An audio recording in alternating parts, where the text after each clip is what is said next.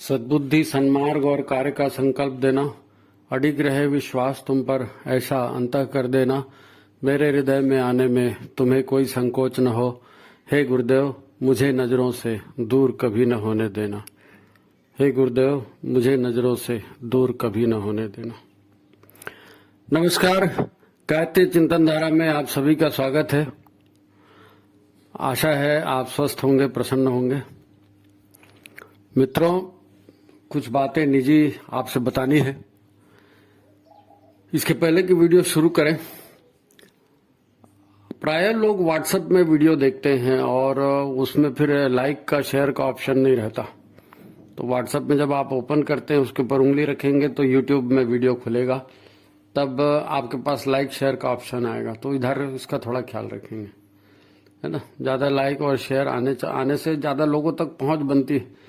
अभी अपने एक परिजन ने अपने व्हाट्सएप ग्रुप में मैसेज डाला, उनसे कुछ पर्सनल संबंध भी है, तो उन्होंने कहा कि भाई आप ये जो है ऐसा ऐसा वीडियो है और इसको जरूर देखा कीजिए और बहुत अच्छा आता है। फिर कई लोगों ने उसके ऊपर कमेंट चलाया, हाँ हम तो देखते हैं, हमने फलाना देखा। ये स्टोरियां, अलग अलग कहानियां चल रही हैं इसके साथ।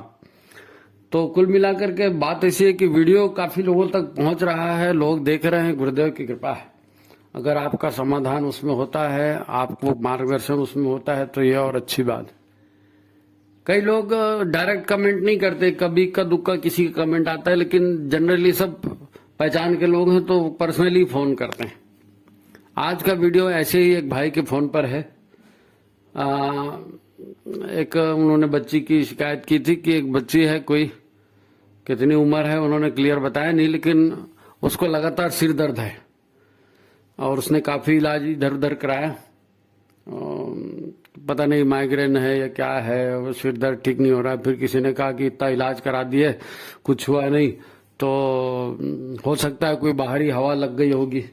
और आप जानते हैं कि इस बात पर बहुत लोग यकीन करते हैं, बाहरी हवा लग गई या किसी ने कुछ कर दिया, टोना कर दिया, अमका ढमका।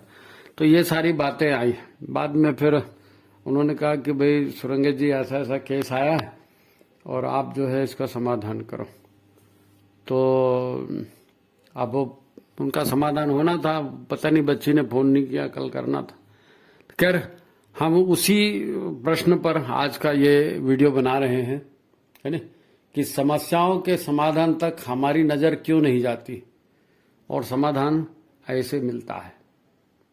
तो ठीक है, चैनल को जिन्होंने लाइक नहीं किया, लाइक कर लें, शेयर कर लें। अपन आज की कथा को प्रारंभ करते हैं। है नहीं, समस्याओं का समाधान तक हमारी नजर क्यों नहीं जाती।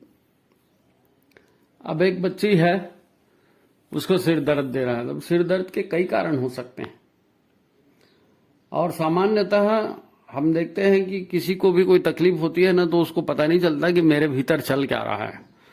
उसको मालूम है कि तकलीफ हुई तो डॉक्टर के पास जाओ, फिर वो जो चाहे गोलियां दे, चाहे इंजेक्शन ठोके, चाहे जो भी सलाह दे वैसी कर डालो, पैसा दो, 2-4 दिन दवाई खाओ, आराम हो जाएगा। ये आदत पड़ी हुई है ना।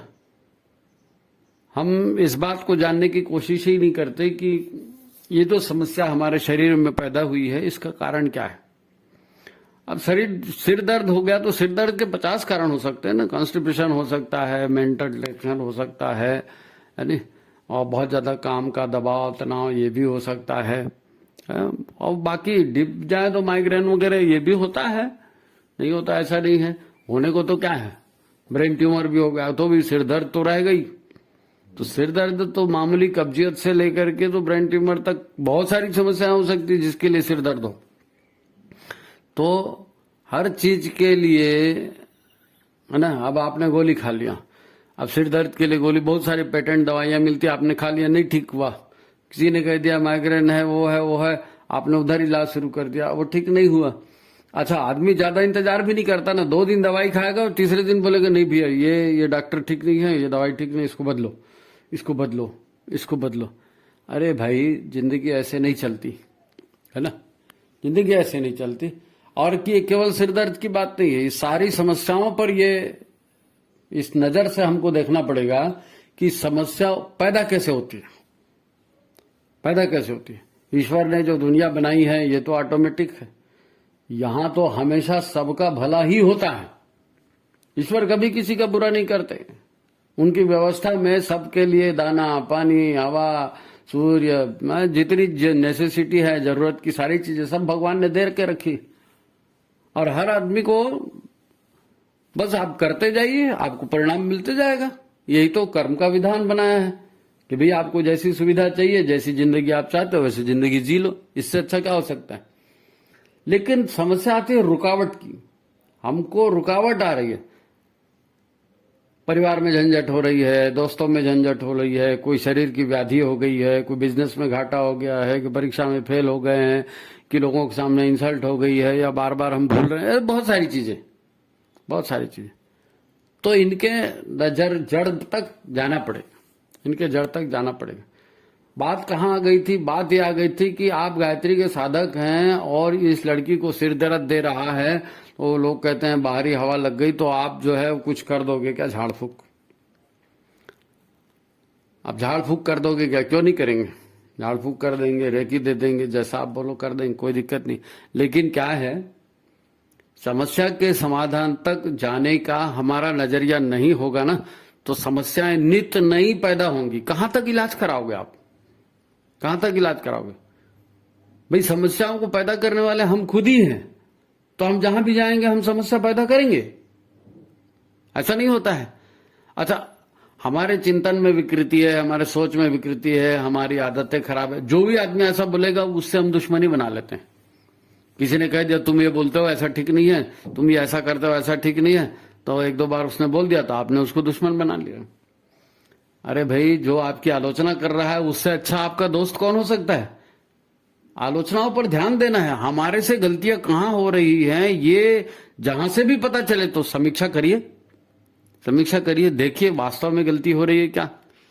भाई कोई दुश्मन है और वो आपको नुकसान पहुंचाता है तो बात समझ में आती है, भाई दुश्मन है, दुश्मन ही बन जा रहा है। लेकिन हमारे जीवन में अधिकांश दुख, तकलीफें, मुसीबतें, बीमारियां ये हमारे ही सोच और हमारे ही कर्मों का परिणाम होता है।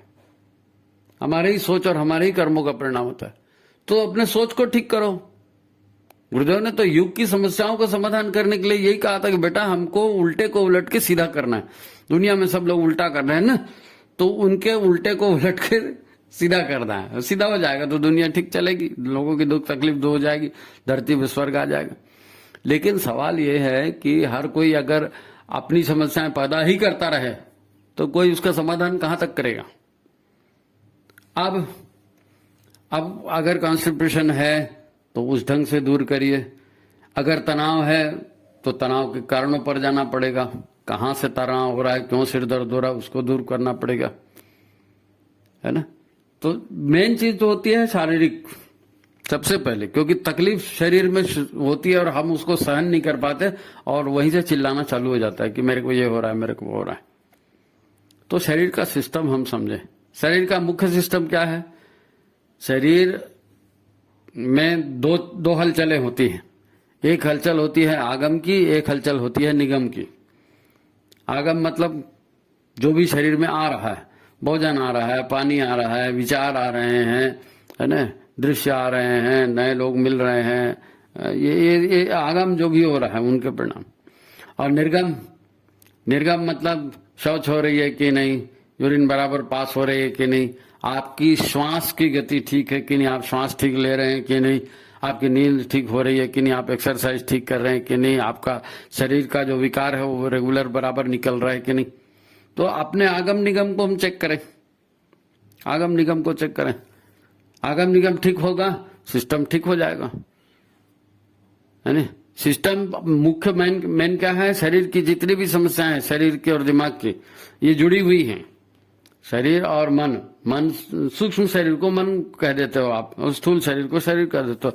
तो है दोनों शरीर, है ना। स्थूल से ही सूक्ष्म है और सूक्ष्म से ही यथा जैसा खाए अन्न वैसा बने मन, है ना।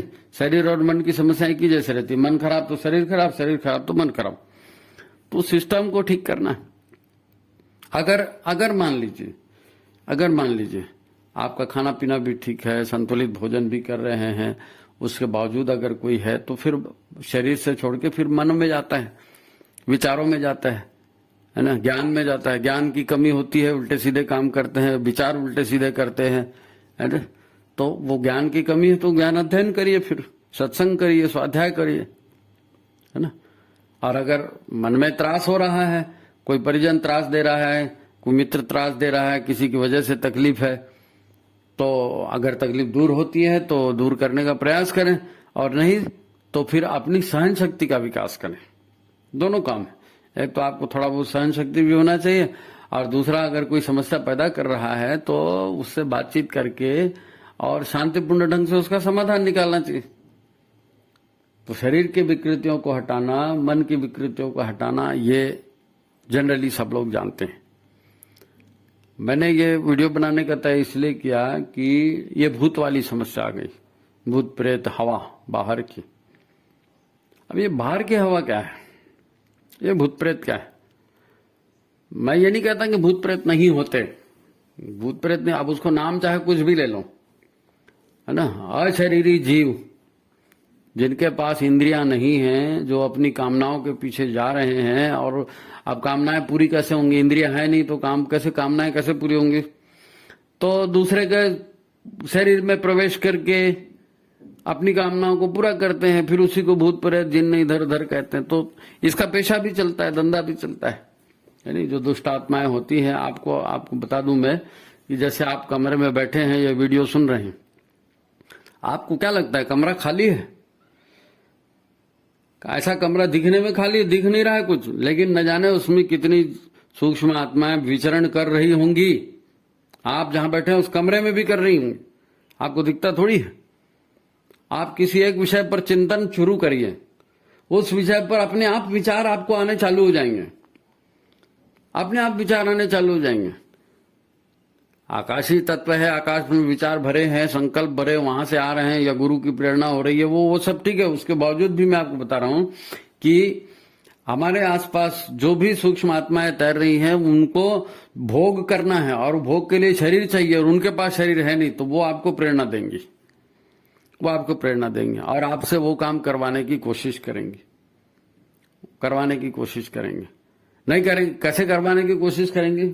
अब ये जो तांत्रिक मांत्रिक होते हैं, ये क्या करते हैं? इनके कुछ मंत्र होते हैं, इनके कुछ इष्ट होते हैं, ये अपने इष्ट की पूजा पाठ करते हैं, वो मंत्रों का जाप करते हैं, और तांत्रिक मंत्र है। तो ये जो अशरीरी आत्माएं हैं, इनको फिर वो रिश्वत देते हैं, कुछ मुर्गा काटेंगे, कोई बकरा काटेंगे, किसी की बलि देंगे, है ना, या फिर कुछ और हवन करेंगे, उसमें कुछ दूसरी जड़ी बूटियां ऐसे डालेंगे। तांत्रिक लोग भी बहुत सारी जड़ी बूटियों से हवन करते हैं रात बेरात, है नहीं, स्मशान में। तो इन आत्माओं को वो आकर्षित करते हैं और उनको भोग की सामग्री प्रदान करते हैं।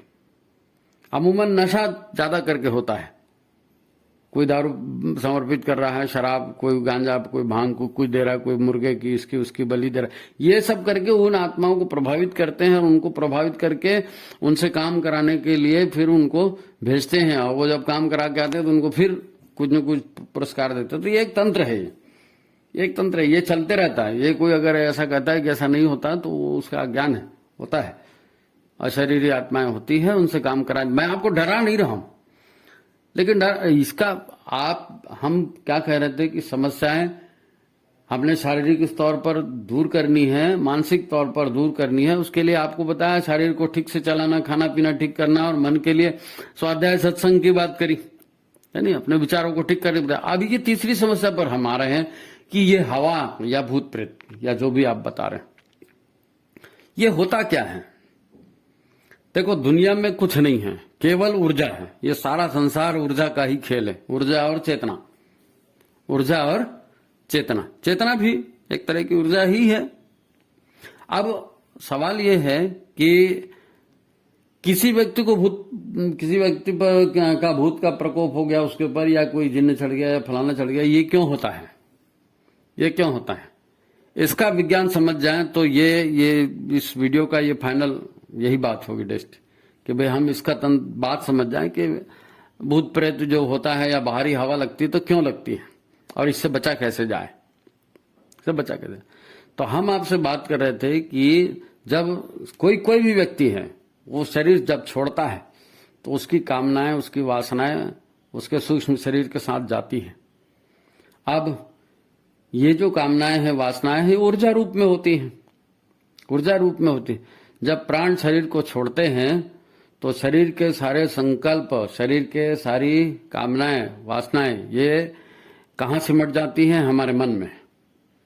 और मन में सिमट जाकर के मन का कहाँ सरेंडर करता है? प्राण में। प्राण में, क्योंकि मन प्राण के ही माध्यम से काम करता है। तो मन की सारी बातें कहाँ चली गई? प्राण में। जो हमारी इंद्रियां थी, स्थूल इंद्रियां शरीर के साथ छूट गई, सूक्ष्म इंद्रियां भी मन के साथ आ गई। कहाँ आ गई? प्राण में।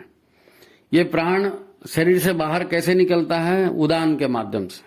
उदान प्राण है, मूलाधार से सहस्त्रसार के बीच में उदान की प्रक्रिया होती है, उदान प्राण की। इसके माध्यम से इसको वाहन बना के, कैरियर बना के चेतना बाहर निकल गई शरीर की। अब इसके साथ ऊर्जा कैसी है? निगेटिव है या पॉजिटिव है? निगेटिव ऊर्जा वालों को हम दुष्ट कहते हैं, राक्षस कहते हैं, दुष्टता करने वाले कहते हैं।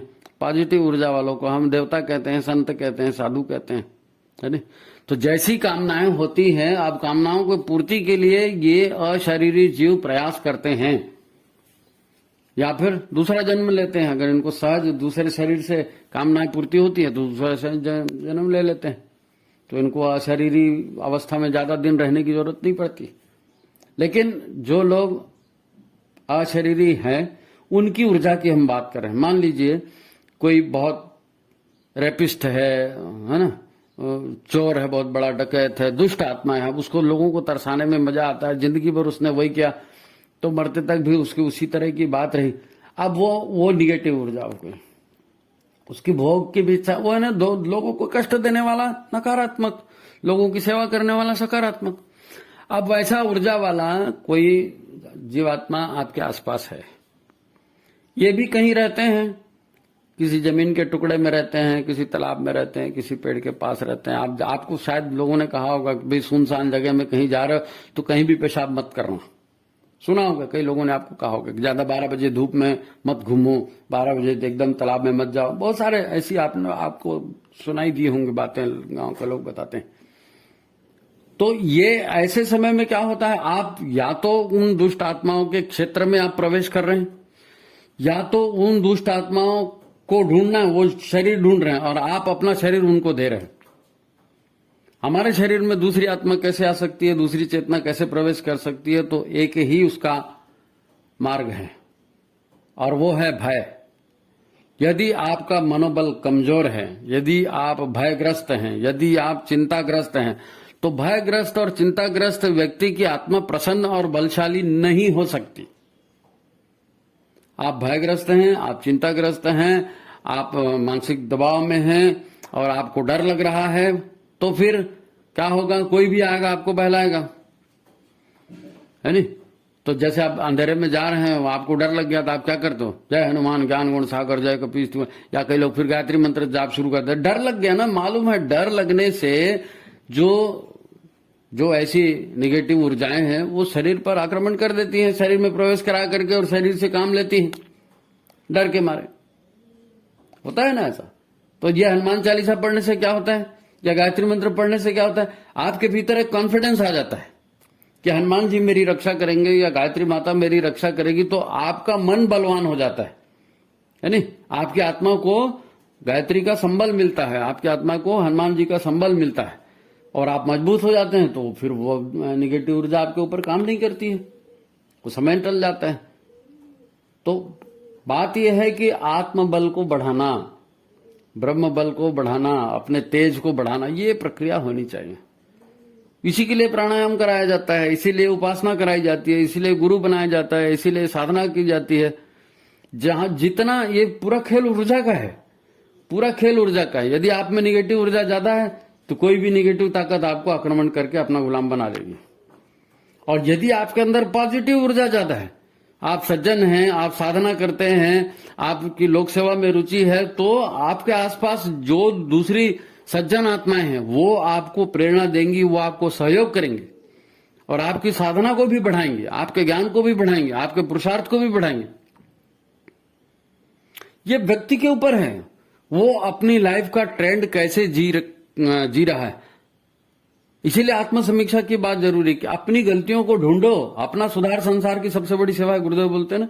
तो अपना सुधार कैसे करोगे? अपने शरीर की गतिविधियों को सुधारोगे, अपने मन की गतिविधियों को सुधारोगे, और आत्मबल और ब्रह्म बल को प्राप्त करने के लिए गायत्री का जाप करोगे, घर में यज्ञ करोगे, तुलसी का पेड़ लगाओगे, शंख बजाओगे, घंटी बजाओगे, घर में पवित्रता का वातावरण, घर में मंत्रोच्चार, घर में सत्संग। और ये क्यों करने बोलते हैं? ये क्यों करने बोलते हैं? आप देखना, आप किसी मंदिर में जाएंगे तो आपको असीम शांति मिलती है। क्यों? क्योंकि वहां की ऊर्जा ऐसी होती है। वहां किसी शराबी कबाबी को किसी को भेज दो तो वो बोले अरे यार कहां लाके फंसा दिया, यहां से बाहर निकलो। तो दुष्ट आत्माएं, निगेटिव ऊर्जा की जो मालिक होती हैं, जीव होते हैं, ये बुरी जगह में जाना पसंद करते हैं। दुष्ट है तो बुरी जगह पसंद आएगी, सज्जन में थोड़ी पसंद आएगी। इसीलिए कहा जाता है कि भाई घर के बाहर जो है गोबर पानी को छींच के सिंचन करिए, घर के बाहर रंगोली डालिए, घर के बाहर डेहरी में जो है वो दिया जलाइए, घर में आंगन में तुलसी का पौधा लगाइए, घर में शंख बजाइए, घर में पूजा पाठ करिए, और घर में साफ सफाई रखिए। निगेटिविटी को मत फैलने दे, क्योंकि आपने निगेटिविटी फैलाई मतलब मुसीबत आई। भगवान किसी को तकलीफ नहीं देंगे, न शरीर से, न मन से, न ऊर्जा से, किसी को कोई तकलीफ देगा ही नहीं। कितने सारे मनोबल वाले, आत्मबल वाले होते हैं। गुरुदेव तो जाते थे हिमालय में, अकेले जाते थे, किसी कुछ होता था? कुछ नहीं होता था, क्योंकि उनका मनोबल इतना बढ़ा हुआ है, उनके बल ब्रह्म बल इतना है, उनके पास तेज इतना है कि उनकी पॉजिटिव। देखो आपने एक चीज सुनी होगी एक चीज सुनी होगी, ओरा सुना है? हमारी जो बायो इलेक्ट्रिसिटी है, हमारे भीतर जो ऊर्जा है, ये ऊर्जा लगातार शरीर के बाहर निकलती रहती है। हमारे भी हर प्राणी के शरीर के बाहर निकलती है। और इस ऊर्जा को, ये जो ओरा है, जो ऊर्जा का घेरा है, आपने देखा ना, ये साधु संत का फोटो वगैरह आता है, भगवान के फोटो आते हैं, उनके पीछे में एक लाइट का गोला देते हैं, ओरा। ऐसा हर किसी में ओरा होता है। ओरा आपके अंदर की स्थिति, आपकी मनस्थिति कैसी है, आपकी आंतरिक ऊर्जाएं कैसी हैं, ये ओरा के रंग से जाना जाता है। ओरा के रंग से जाना जाता है। निगेटिव पॉजिटिव ऊर्जा का खेल है ना, कि यदि आपका ओरा ब्राइट है, प्रकाशमान है, तेज है, तो ये जो दुष्ट आत्माएं छोटी मोटी आपके आसपास घूम रही हैं, कमरे में, गार्डन में, या जहां पर भी आप जा रहे हो, तो ये दुष्ट जो ऊर्जाएं हैं, आपका जीव, दुष्ट ऊर्जा वाले जीव जो भी वहां पर घूम रहे हैं सूक्ष्म शरीर में, तो वो आपसे दूर भागेंगे। क्योंकि आपके ओरा में इतना पावर है, आपके ओरा में इतना तेज है कि वो दुष्ट आत्माएं वहां नहीं आएंगे। सज्जन आकर्षित होंगे। आप 4 अच्छे काम कर रहे हो तो आपके गुरु, आपके भगवान, आपके इष्ट, आपके ग्राम देवता, आपके स्थान देवता, जो भी आपके इष्ट हैं, आपके माता पिता, ये आपको और काम बताएंगे कि बेटा इतना कर रहे हो, इतना और कर दो। और आप उसको भी करोगे, फिर आपकी तारीफ होगी। फिर बेटा इतना करो तो इतना और कर दो, फिर आप उसको भी करेंगे, आपकी तारीफ होगी आपकी। गुरुदेव को अज्ञातवास में हिमालय में थे, दादा गुरुदेव ने उनको आमंत्रित किया था, तो दादा गुरुदेव ने वहां उनको बहुत लोगों से मिलवाया, है नी, सप्तऋषियों से मिलवाया। तो गुरुदेव ने सप्तऋषियों से मुलाकात की, एक से बात की, तो उन्होंने, सप्तऋषियों ने गुरुदेव को आशीर्वाद दिया। फिर गुरुदेव जब हिमालय से आए तो उन्होंने शांतिकुंज में सप्तऋषियों की स्थापना कराई, क्योंकि उनको प्रॉमिस करके आए थे कि ये आपका काम जो है, हम अपने संगठन के माध्यम से, हम अपने क्रियाकलाप के माध्यम से, और आपके आदेश को हम पालन करेंगे। अब गुरुदेव गायत्री का यज्ञ का, युग निर्माण का अंजाम लेकर गए थे। उनको सप्तऋषियों ने और कहा कि भैया ऐसा भी कर दो, उन्होंने उसको भी स्वीकार कर लिया। तो जब आप अच्छा काम कर रहे हैं तो अच्छी ताकतें आपको सहयोग करेंगी, अच्छी ताकतों की अपेक्षा भी होगी, और आप अच्छाई की ओर बढ़ते चले जाओगे। दिक्कत कहां आती है? दिक्कत यह आती है कि हम अपने बुराइयों को देखते नहीं है और अपनी बुराइयों को दूर करने की कोशिश नहीं करते। आपको कॉन्स्टिपेशन हो गया, आप खाना खाए जा रहे हो, आपका पेट साफ नहीं है, पार्टी में चले गए, वहां से आपने खा, यहीं से तो शुरुआत होती है ना। अरे कुछ नहीं होता, दोस्तों के साथ कुछ नहीं होता। नहीं, शरीर एक सिस्टम से चल रहा है, उस सिस्टम को अगर ठीक नहीं चलाओगे तो शरीर का विकार होना स्वाभाविक है। शरीर में विकार आएगा तो मन में भी विकार आएगा, और ये विकार की श्रृंखला चलेगी। जैसे अच्छाई की श्रृंखला चली, वैसे बुराई की भी श्रृंखला चलेगी। फिर बाहरी हवा, बाहरी जीव, बाहरी प्राणी, जो भी आप बोलो, सब आपको व्हीकल बनाएंगे, आपको माध्यम बना के आपके माध्यम से काम करवाएंगे। भाई शरीर तो मनुष्य योनि है, मनुष्य योनि ही करेगी जो भी करेगी, अच्छे करेगी तो बुरे करेगी तो मनुष्य ही करेगा, कर्म योनि है। आप खुद करेंगे अपने दिमाग से, अपने मन के, आप स्वयं स्वामी बनेंगे तो ठीक है। आप अपना दिमाग कमजोर रखेंगे, आप अपनी ताकत कम रखेंगे, आप प्राणवान नहीं बनेंगे तो दूसरे लोग आपके ऊपर राज करेंगे और आपसे काम करवाएंगे, है नहीं? दूसरे लोग, आपने कभी उदाहरण देखा है कि एक कोई व्यापारी के यहाँ कोई काम करता है और साल 6 महीना 2 साल तो उसने काम किया, वो टेक्निक समझ गया कि अच्छा ये धंधा ऐसे ऐसे होता है, तो उसके बाद वो नौकरी छोड़ के अपना धंधा शुरू कर लिया। ऐसा होता है, बहुत लोग ऐसा करते हैं, काम सीख गए फिर अपना काम चालू कर दी। तो प्रोग्रेस तो ऐसी होती है, प्रोग्रेस ऐसी होती है। लेकिन आपकी सीखने की और रुचि होगी तो आप आगे जाएंगे। और आप अगर नौकरी मिल गई और वहीं अलाली करना शुरू कर दे तो जिसने नौकरी दी वो भी आपको निकाल देगा, क्योंकि आप काम नहीं कर रहे हैं, आप काम नहीं कर रहे हैं। हमारी मुसीबत क्या? हमारी मुसीबत यही है कि हम आत्म सुधार की ओर ध्यान ही नहीं देते। हमारा चिंतन कहां जा रहा है, हमारा आहार कहां जा रहा है, हमारे संबंध कहां जा रहे हैं, हम लोगों से क्या व्यवहार कर रहे हैं। लोग हमको आगे बढ़ाना तब शुरू करेंगे जब हम खुद आगे बढ़ने की कोशिश करेंगे। भगवान भी उसी की सहायता करता है जो अपनी सहायता खुद करता है। और ये पूरा ऊर्जाओं का खेल है। आप ये मत सोचिए कि हम क्या सोच रहे हैं कोई देखने वाला नहीं है, हम क्या बोल रहे हैं कोई सुनने वाला नहीं है, ना ना, ये चेतना है, ये ऊर्जा है। आपका ओरा बाहर निकल रहा है ना, आपकी भाव संवेदनाएं बाहर निकल रही हैं। आप अब जैसा सोच रहे हैं वैसे आप गेटअप बना रहे हैं, वैसे व्यवहार कर रहे हैं, वैसे लोग आपके पास मिल रहे हैं। नहीं मेरी तो तकदीर खराब है जी, मैं जो भी करता हूं वो खराब हो जाता है। अरे तुम्हारी तकदीर खराब नहीं है भाई, आत्म समीक्षा करो, अपने व्यवहार को सुधारो। नहीं आता है तो सीखो, पढ़ो, देखो, स्वाध्याय सत्संग की व्यवस्था बनाओ। गुरुदेव तो कितना बोलते हैं उसके लिए। यज्ञ करेंगे तो क्या हो जाएगा, जाप करेंगे तो क्या हो जाएगा, बैठक में चले जाएंगे तो क्या हो जाएगा, सत्संग में चले जाएंगे क्या हो गया, अरे पिछले साल तो नवरात्रि गए थे, इस बार नवरात्रि नहीं करेंगे तो क्या हो जाएगा। तो आप नहीं करने के लिए हजार तर्क और हजारों बहाने ढूंढिए, किसी को कोई आपत्ति नहीं है। भैया आप अपना भाग्य खुद बना रहे, आप अपना भाग्य खुद बना रहे। अब बात शुरू हुई थी बच्ची के सिर दर्द से, उसको बाहर की हवा लगी क्या? अगर आपको ऐसा लगता है कि बच्ची को बाहर की हवा लग गई है, हो भी सकता है, मैं ये नहीं कह रहा हूं कि नहीं लग, हो सकता है लगी हो, तो फिर तो घर के माहौल से आपको सुधार की कोशिश करनी पड़ेगी।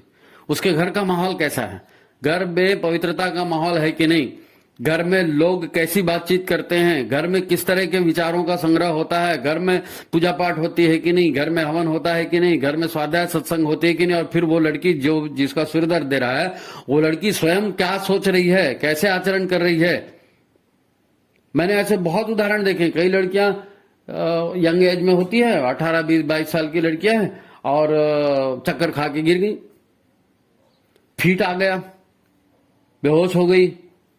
अक्सर बहुत सारे लोग, अब वो अच्छा उनको लोग बेचारे बनते हैं, ओह बेचारी चक्कर खा के गिर गई है, पानी डाल रहे हैं उसके ऊपर, नहीं शरबत पी ले, नहीं फलान कर ले, उनको केयर मिलता है। तो उनको लगता है कि हर हमको तो लोग कितनी सेवा कर रहे हैं, हम शुद्ध पवित्र हैं। तो शुद्धता पवित्रता दिखाने की चीज नहीं है, भीतर में स्थापना की चीज है।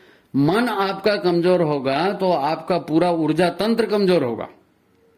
आपके विचार अगर घटिया होंगे तो पूरे जीवन को घटिया बना देंगे। निगेटिव ऊर्जा आपके आसपास बढ़ जाएगी, आपका हर चिंतन उसी तरह का जाएगा,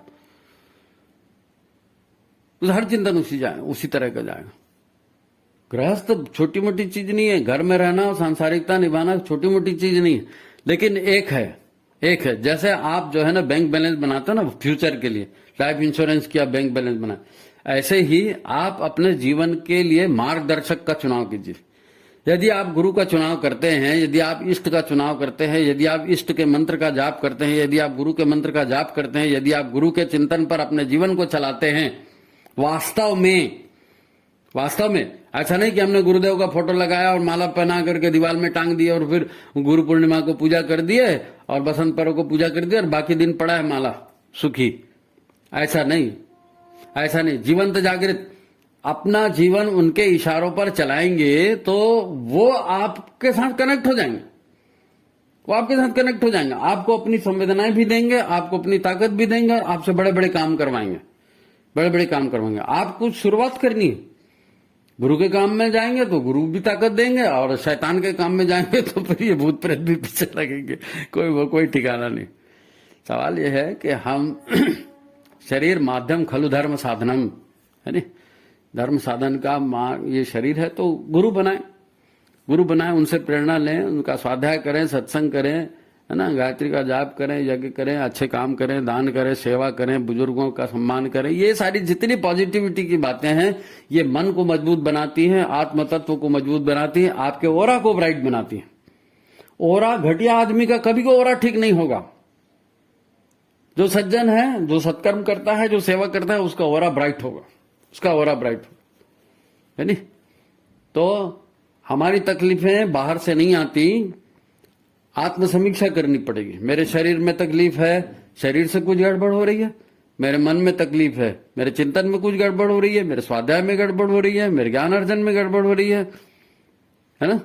और फिर ऊर्जावान कैसे बनेंगे? हंसमुख रहना, प्रसन्न रहना, आशावान रहना, ये कैसे हो सकेगा? ये कहते हैं ना लोग, प्रसन्न रहा करो, आशावान रहा करो, तो ये कैसे रहेंगे आप?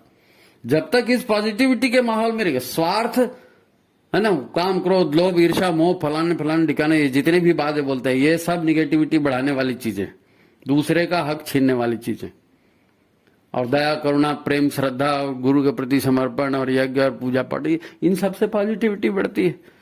ईश्वर प्राणिधान, जैसे भगवान रचेगा वैसे हम रहेंगे, बदले की भावना नहीं रखेंगे। करिए ना आप, देखिए आपको कितनी ऊर्जा बढ़ती है। ये जो बाहरी हवा है, ये भीतर की हवा अगर ठीक है ना, तो बाहरी हवा कुछ नहीं कर सकेगी। प्राण यानी हवा ही तो है। अपने आप को प्राणवान बनाइए, है नी, अपने आप को प्राणवान बनाइए। गायत्री का जाप करिए, शुद्ध सात्विक जीवन जिए, समय से खाएं, समय से सोएं, व्यायाम करें, सच्चिंतन करें, सद्व्यवहार करें। अभी अगर कुछ हो गया है तो क्या करें? अभी कुछ हो गया है तो क्या करें? तो अभी कुछ हो गया तो आप भावना से चालू करिए। पहले अपने भाव विचार बदलिए, अपने विचारों को बदलिए और अपनी दिनचर्या को बदलिए, सब ऑटोमेटिक ठीक होगा। सब, केवल ऐसा नहीं कि नहीं साहब हमने तो गुरु बना लिया तो गुरु देखेंगे। गुरु देखेंगे नहीं, ऐसे लोगों को नहीं देखते गुरु उन्हीं को देखते हैं जो अपनी सेवा खुद करता है। अगर आप अपनी सेवा खुद ही नहीं कर रहे तो गुरु का हमेशा तुमको गोदी में उठा के घूमेंगे क्या? ऐसा नहीं होता है, ऐसा नहीं होता है। गुरु निरुद्देश्य जीवन है क्या? उनका उद्देश्य पूर्ण जीवन है। जो उनको साथ देगा वो उनको साथ देंगे। गुरु बना लिए तो कोई एहसान कर दीजिए नहीं, हमने तो 10,000 रुपए दान कर दिया, मंदिर में ये कर दिया और उसमें कर दिया तो भगवान, वो सब बेकार बात। लाखों करोड़ों मिल रहे हैं, 1,000 10,000 दे दिया तो क्या नुकसान? वो तो तुम बिजनेस कर रहे हो। ऐसा नहीं है नी? ऐसा नहीं है। भावना, आपकी भावना कैसी है? आप भावनाओं को अच्छा करिए, मन को अच्छा करिए, जीवन को अच्छा करिए, स्वाध्याय सत्संग करिए, अपने आप को प्राणवान बनाइए, है नी? तभी इस तरह की बातें जो हैं दूर होंगी। और फोन तो आपने किया नहीं बेटा, आप फोन करिए। अगर पर्टिकुलर आपको कोई समस्या है तो उस ढंग के बात करेंगे अपन, नहीं तो ये जो बेसिक बातें हैं, ये युग निर्माण का भी यही संदेश है ना। तो इस हिसाब से आप काम करें, देखें। और हर व्यक्ति जो इसको सुन रहा है वो ये मान करके चले कि भगवान ने जो भी सुख दुख आपको दिया है, ऐसा लगता है तो ये भगवान ने नहीं दिया है। भगवान ने तो केवल कार्य का परिणाम दिया है। केवल आपके संस्कार ही आपके जीवन में फलीभूत हो रहे हैं। तो अपने संस्कारों को ठीक करिए, अपने कर्मों को ठीक करिए। अब जो कर चुके हो वो तो भुगतना पड़ेगा, लेकिन भविष्य के लिए, है नी, भविष्य के लिए। तो ठीक है, गुरुदेव का मार्गदर्शन आपको मिलता रहे। आप जो भी कहा है इसको गंभीरता से लीजिए, है ना। स्वाध्याय करिए, सत्संग करिए, जीवन के लिए मार्गदर्शक जरूर बनाइए, गुरु जरूर बनाना है और गुरु बना करके गुरु के आदेशों पर जीवन चलाना है। जीवन में हर चीज पहली बार होती है ना, तो आपको अनुभव कहां से आएगा? बिना अनुभव के तो ठोकर लगती है ना। तो सीखोगे कैसे? स्वाध्याय से, सत्संग से, गुरु की कृपा से, है ना। तो वो अच्छाई को अच्छाई आकर्षित करती है। मैं ये नहीं कह रहा हूं कि जिसको सिर दर्द हो रहा है वो बुरा है लेकिन अच्छाई बुराई सभी में होती है ना। तो अपने अच्छाइयों को बढ़ाना है, बुराइयों को खत्म कर, बुराई अपने आप खत्म हो जाएगी, अच्छाइयों को बढ़ाओगे तो ठीक है। बाकी चिंतन करना और कुछ समस्या होगी तो फिर फोन करना, बताएंगे, देखेंगे, है ना, गुरुदेव से पूछेंगे। तो ठीक है, सभी को प्रणाम। और मित्रों, आपको चैनल अच्छा लगता है आप इसको लाइक करिए, शेयर करिए, ज्यादा से ज्यादा लोगों तक इसको पहुंचाइए, ठीक है। और नवरात्रि साधना जरूर करिए, आने वाले दिनों में होने वाली नवरात्रि तो ठीक है। सबको अग्रिम शुभकामनाएं नवरात्रि की, सबको प्रणाम।